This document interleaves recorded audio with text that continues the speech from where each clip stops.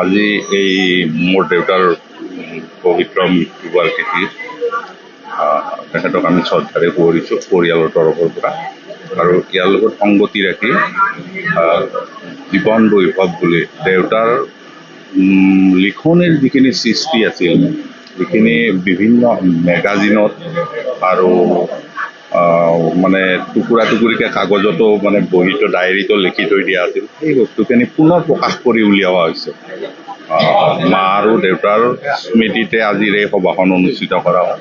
আৰু এই অনুষ্ঠানটোত আমাৰ দক্ষিণ কামৰূপত বিশিষ্ট শিক্ষাবিদ মায়াৰাম দাস ছাৰ আৰু ফণীন্দ্ৰ ঠাকুৰীয়া ছাৰ, তেখেতসকলৰ লগতে হেমেন হাজৰিকা দেৱ আৰু অন্যান্য গণ্যমান্য ব্যক্তি আজিৰ এই অনুষ্ঠানটো উপস্থিত থাকে।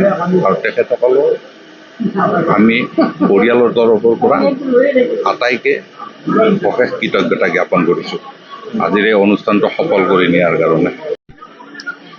হৰেশ্বৰ ঠাকুৰীয়া দ্বিতীয় মৃত্যুবাৰ্ষিকী এই আজি যিটো অনুষ্ঠান, ইয়াত পৰিয়ালৰ ফালৰ পৰা ল'ৰা সমৰ প্ৰাণ ঠাকুৰীয়াই সম্পাদনা কৰি যিখন কিতাপ উলিয়ালে জীৱন বৈভৱ মাক দেউতাকৰ, তেওঁ শিক্ষক শিক্ষয়িত্ৰী আছিল একেখন স্কুলৰে।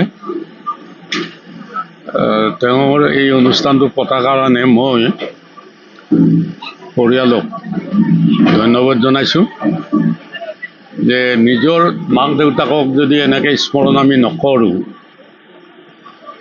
আজিকালি মাক দেউতাকৰ ল'ৰা ছোৱালীৰ লগত যিটো সম্পৰ্ক দেখা যায় সাধাৰণতে, যে কাৰো লগত কাৰো সম্পৰ্ক নাথাকে, কিন্তু এই পৰিয়ালটোত মাক দেউতাকক মাক 2004তে ঢুকাল, এওঁ ঢুকাল 2023ত।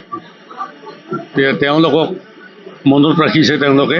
আৰু আচলতে ল'ৰা ছোৱালীৰ এইটো কৰ্তব্য যে মাক বাপেকৰ স্মৰণ কৰিব লাগে, তেওঁলোকৰ স্মৃতি জীয়াই ৰখাৰ কাৰণে কাম কৰিব লাগে, তেওঁলোকৰ আদৰ্শক তেওঁলোকে অনুসৰণ কৰিব লাগে, মই এইটো ভাবোঁ। আৰু সেইকাৰণে এই অনুষ্ঠানটো পতাৰ কাৰণেই মই পৰিয়ালটোক ধন্যবাদ দিছোঁ।